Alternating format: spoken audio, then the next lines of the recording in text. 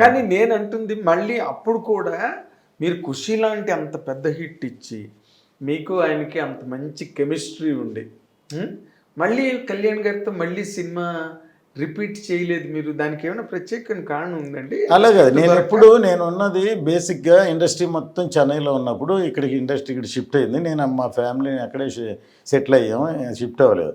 నేను ఎప్పుడైనా ఏ హీరోతో అయినా వాళ్ళకి సూట్ అయ్యే సబ్జెక్టు డైరెక్టరు ఇలా కుదిరితేనే చేశాను, కానీ ఈ చేసేసాము రెగ్యులర్ చేసేద్దాం అనేది హీరోని దృష్టిలో పెట్టుకుని అలా లేదు. అలాగూ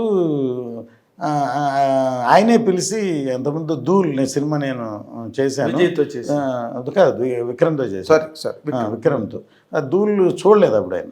అరే నేను చేసి ఉండొచ్చు అని సరే ఆ డైరెక్టర్ని పిల్లలు చేద్దామని బంగారం చేశాను. బంగారంలో మిస్ఫైర్ అయింది ఏంటంటే సినిమా చాలా బాగా బిగినింగ్ అంత సాంగ్స్కి చాలా బాగుంటాయి. దాంట్లో ఆయనకి పేరు హీరోయిన్ లేదు. ఆయన సంతకం కోసం బీబీసీకి వెళ్ళాలని ఫాలో అయ్యి వెళ్తారు.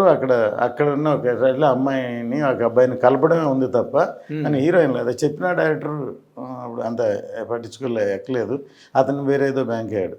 ఆ తర్వాత సత్యాగ్రహి సినిమా జానీ తర్వాత మర్చిపోయాను. పేపర్ యాడ్ కూడా ఇచ్చారు కదా, యాడ్ కాదు పెద్ద ఓపెనింగ్ చేసాం. అవును, పెద్ద ఓపెనింగ్ చేసాం. సత్యాగ్రహి టైటిల్ చెప్పింది కళ్యాణ్ గారు. సత్యాగ్రహి అంటే నాకు ఆశ్చర్యం వేసిందంటే అంటే అందరూ గాంధీజీ ఉప్పు సత్యాగ్రహం అంటే నిరాహార దీక్ష అని ఒక సాఫ్ట్ టైటిల్ అని అందరికీ, మీకు కూడా ఎవరికైనా అలాగే అనిపిస్తుంది అంతేగా. కానీ దాని డెఫినేషన్స్ కళ్యాణ్ గారు చెప్తే ఆశ్చర్యపోయాను. సత్య ఆగ్రహి, even I'm ready to die అంటే మౌనంతో సత్యంతో జన్మాగ్రహం సత్యాగ్రహం అని అని చెప్పాడు. దానికి పోస్టర్ కూడా ఏం చెప్పారంటే ఓ పక్కన జయప్రకాష్ నారాయణ జగవీర వాళ్ళిద్దరు ఫోటోలు పెట్టి ఓ పక్కన సిటీ ఓ పక్కన స్లమ్ తోటి తీసి పెద్ద ఓపెనింగ్ చేసాం గ్రాండ్గా. తర్వాత ఆయనే director, AR Rahman music, PC Sriram camera అని అనౌన్స్ చేశారు. చాలామంది చాలా రోజులు దానికోసం పెద్ద వెయిట్ చేశారు. ఆ జానీ సినిమా ఆడకపోవడం వల్ల ఆయనే చేయాలి కదా, ఆయనే చేయాలి, డ్రాప్ చేయలే, ఆయన డైరెక్ట్ చేయాలని చేయలే. అందుకే అయిపోయింది. నేను మొన్న ఈ మధ్య అన్నాను, సార్ నేను తర్వాత మిమ్మల్ని కలవలేదు, ఒకవేళ కలిసి ఉంటే నేను జానీ ఆడలేదని చూసేవాడిని కాదు, నేను ఖచ్చితంగా చేసి ఉండేవాడిని సినిమా అంటే నవ్వి ఏం చెప్పారు తెలుసా, ఒకవేళ మీరు కలిసి చేసి ఉంటే సినిమా హిట్ అయ్యి ఉంటే నేను అమెరికన్ లాగా సినిమాలో చేసుకుంటూ ఉండేవాడిని, నేను పాలిటిక్స్లోకి వచ్చి ఉండేవాడిని కాదు అన్నారు. అవును, కానీ గొప్ప రియాలిటీలో మాట్లాడతారండి పవన్ కళ్యాణ్ గారు. ఆయన గురించి వీళ్ళు రాజకీయంగా బురద జల్లడం కోసం నానా మాటలు మాట్లాడారు, కానీ అంటే ఆయన చదువు, ఆయన పుస్తకాలను ఎంత గౌరవిస్తాడు, అసలు ఆ పుస్తకాలు చదవడంలో ఎంత ఎంజాయ్మెంట్, ఆయన అబ్జర్వ్ చేసి ఆయన ఫాలో అయితే ఆయన ఇన్నర్ ఫీలింగ్స్ ఏంటో మనకు అర్థమవుతుంది, మనకే తెలుసు. రాజకీయానికి వెళ్తే బురద చల్లుతారు, బురదగా మాట్లాడతారు, అవతలని ఎంత డీగ్రేడ్ చేయాలి, ఎంత డ్యామేజ్ చేయాలో చేస్తారు మాక్సిమం. అవన్నీ తట్టుకుని అజేయుడిగా నిలబడి ఆయన అసలు ఇండియాకే షాకీ చేశాడు. 21కి 21 వచ్చి అసలు ఇప్పుడు మీరు యాక్చువల్గా మీకు మంచి పొలిటికల్ అవేర్నెస్ ఉంది, తమిళనాడులో కూడా మీకు మంచి ఫాలోయింగ్ ఉంది, మెడ్రాస్లో నాకు అవన్నీ పర్సనల్గా తెలుసు. బేసిక్గా అన్ని పార్టీల్లోని మీకు మంచి ఇమేజ్ ఉంది.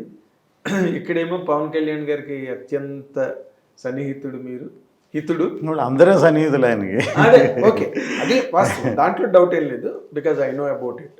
ఆయనకి అందరూ సన్నిహితులే, అందరూ అంటే అతనికి ఇష్టం, మీరు కూడా అందులో ఒకరు.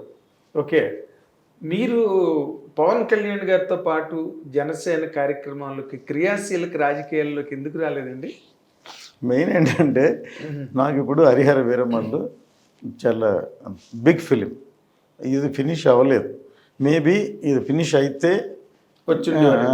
అయితే నేను ఆయనతోటి ట్రావెల్ చేయాలని లోపల ఉంది, వెళ్తాను అంటే రాజకీయాలకి రాకపోయినా బట్ ఆయనతో ఒక అనుచరుడుగా పక్కన ఉండి అలా పనిచేసి పార్టీని పటిష్టం చేయాలనే ఉద్దేశం, ఫ్యూచర్లో డెఫినెట్గా ఆయన సీఎంగా చూడాలని కోరిక, డెఫినెట్గా కోరికే ఉందిలేండి, అవుతారు అయ్యేదే మీరు మనం మాట్లాడుకున్నప్పుడు. కానీ 100% ఫ్యూచర్ సీఎం ఆయనకి అన్ని అర్హతలు ఉన్నాయని ప్రజలు కూడా నమ్మే స్థాయికి ఎదిగిపోయారు. ఆల్రెడీ ఇప్పుడు ఆల్మోస్ట్ వచ్చిందే వద్దనుకుని వెళ్తున్నట్టే లెక్క. మరి అదే ఇప్పుడు హరిహర వీరమల్లు బేసిక్గానే మీరు స్టార్ట్ చేశారు. స్టార్ట్ చేసిన తర్వాత అసలు బడ్జెట్ ఎంతవరకు వెళ్తున్నది కూడా మన లాస్ట్ టైం ఎప్పుడు మాట్లాడుకున్నప్పుడు మీరు అన్నారు మీరేం చేసుకోవట్లేదు బడ్జెట్. నేను ఇప్పుడు ఈ సినిమా కదా, ఏ సినిమా అయినా నేను బడ్జెట్టే ఇంత అంత నేను చూడను, సినిమా బాగా వచ్చారో చేస్తాను. ఇప్పుడు హరిహర వీరమల్లు అంటే స్టార్ట్ చేసినప్పుడు ఇది పెద్ద సినిమా, ఒకేగా ఆయన ఇప్పుడు రాజకీయాల్లో కూడా ఉన్నారు కాబట్టి ఒక 20 days 30 daysలో కంటిన్యూగా చేసే అయిపోయే సినిమా కాదు ఇది. పీరియడ్ ఫిలిం, సెట్స్ వేయాలి, ఒక సెట్ వేసాక ఇది ఫినిష్ అయ్యాక ఇంకో దానికి వెళ్ళాలి, కాస్ట్యూమ్స్ ఉండే సినిమా ఇది. అందుకని ప్యారలల్గా అప్పుడు వకీల్ సాబను మన సినిమా 2 మొదలైనవి ప్యారలల్గా. వకీల్ సాబ్ నెక్స్ట్ భీమ్లా నాయక్, ఇది 2 ప్యారలల్గా జరుగుతున్నాయి. సడన్గా సెకండ్ కరోనాలో ఆయన కరోనా వచ్చింది.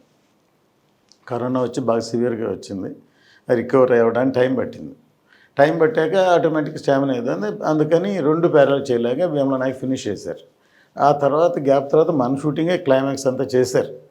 చేసిన తర్వాత ఇంకా ఎలక్షన్ల దగ్గరకు వస్తున్నాయి, ఫైనాన్షియల్ కూడా ఉంది, అందుకని ఇంకొకటి ప్యారలైజ్ చేయాలని ఓజీ స్టార్ట్ చేశారు. ఇప్పుడు ఓజీకి ఒక వాళ్ళు చెప్పడం ఒక 20-22 days, మనకు ఒక 20-25 days ఉంటే ఈ 2 ఫినిష్ అయిపోతాయి సినిమాలు. ఇప్పుడు ఎప్పుడో ముందు మొదలైంది, చాలా ముందు ఉంది. పైగా ఈ రన్నింగ్లోపు సినిమా రిలీజ్ చేయాలి కాబట్టి మేబీ ఇవన్నీ సెటిల్ అయ్యి ఆఫ్టర్ 1 month లేకపోతే 20 days ఆయన ఎప్పుడు చెప్తే అప్పుడు ఆయన వీళ్ళని బట్టి ఎప్పుడు ఆయనకి అవకాశం ఉందో పాలిటిక్స్ కూడా డిస్టర్బ్ అవ్వకుండా అలాగే ఫినిష్ చేయాలనుకున్నా. ఫినిష్ చేసి మిగతా అంతా ఆయన లేని వర్క్, తర్వాత పోస్ట్ ప్రొడక్షను ఆల్రెడీ మేము షూట్ చేసినందుకు సీజీ గీజీ అంతకుముందు ఒకసారి ఇది ఆగిపోయింది, మూల పడేశారు, అలా రకరకాలుగా రాసినప్పుడు నేను ఏం అనకుండా చెప్పాను. యాక్చువల్గా రియల్గా ఇప్పుడు ఫస్ట్ ఒక ఎపిసోడ్ మచిలీపట్నం పోర్ట్ షూట్ చేసాం. దాని సీజన్ చాలా బాగుండాలని ఇరాన్లో ఇచ్చాం. ఇరాన్లో జరుగుతుంది. నిన్న ఇరాన్ నుంచి ఒక వ్యక్తి వచ్చాడు, ఇవాళ కూడా ఉన్నాడు ఇక్కడ. అంటే మేము కమ్యూనికేట్ చేసి వాళ్ళకి అర్థం కావట్లేదు, అతనే ఇక్కడికి రప్పించాం. అతనే వచ్చి చూసి నేను మొత్తం ఎక్స్ప్లెయిన్ చేసాం. వెళ్ళి 10-15 days ఫినిష్ చేసి పంపిస్తాను. ఇవాళ రేపు వెళ్తున్నాడు అతను. ఇంకొక వెబ్సైట్ బెంగళూరులో ఇచ్చాం, కుస్తీ అని ఒకటి చేసాం.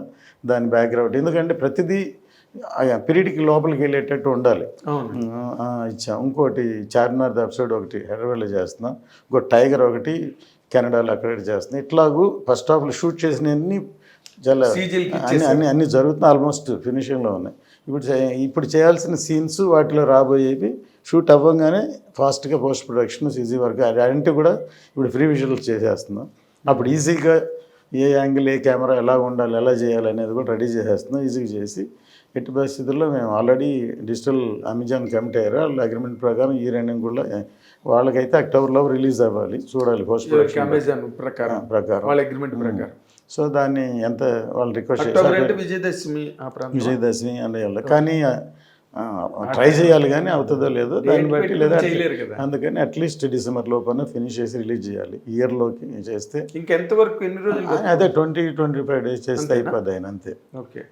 అది కూడా ఇబ్బంది లేకుండా ఆయన ఇచ్చిన ప్రకారం ఫాలో అయ్యి. అదే పవన్ కళ్యాణ్ గారు సినిమాల్లోనే ఇది హైయెస్ట్ బడ్జెటెడ్ అంటున్నారు. డెఫినెట్గా పీరియడ్ ఫిల్మ్ కాబట్టి ఆటోమేటిక్గా. పైగా మీరు సెట్లు చార్మినార్ అవన్నీ ఒరిజినల్ సైజ్ చేశారంటగా. అవును, మన టీజర్లో చూసి ఉంటారు కదా, అదే చూసాం. అంత సైజ్ చేసాం, అంత పెద్దది చేసాం. అదే టీజర్ లోనే ఎలాగైనా కనిపిస్తలేదు కానీ బట్ ఒరిజినల్ అంటే కనిపించిన ఊరికే బ్యాక్ డ్రాప్లో అలా చూపించడం వేరు, దాని ముందు వర్క్ జరగడం, దాని మీద నుంచి జంప్ చేస్తారు, దాని ముందు ఒక ప్రొఫెషన్ వెళ్తుంది, ఆర్చిల్ అంత హైట్ వేస్తే కానీ ఒరిజినల్ సీజీలో రాదు కదా.